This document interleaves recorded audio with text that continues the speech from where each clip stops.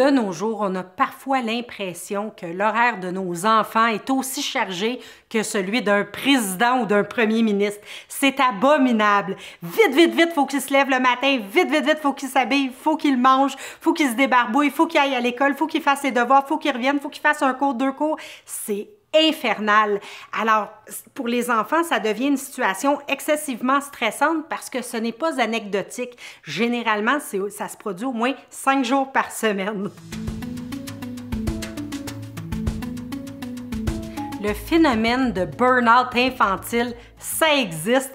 Parfois même à un âge de 8 ou 10 ans. C'est affreux. Les enfants qui sont coincés dans une situation où ils sont toujours stressés, toujours poussés, il faut toujours que ça aille plus vite, ils sont toujours occupés, ils n'ont plus une seule seconde pour juste rien faire du tout. Et c'est quelque chose qui va venir qu'à peser tant sur leur santé physique que leur santé mentale.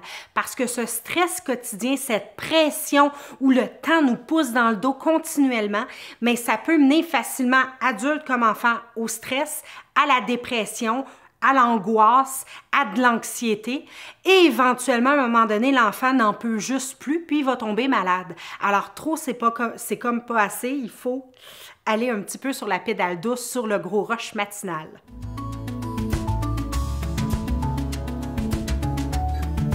Alors, comment procéder? Mais dans un premier temps, c'est impératif que les enfants, chaque jour, aient un temps libre.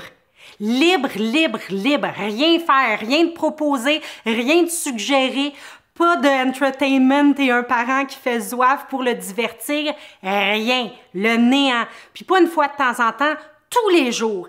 Et si à cause d'un horaire hyper chargé, c'est pas possible, trouver un moyen, l'enfant probablement qui va mieux s'emporter de passer une demi-heure de moins au lit le matin pour pouvoir avoir du temps de s'entendre respirer ou le soir, mais c'est un besoin fondamental chez l'enfant.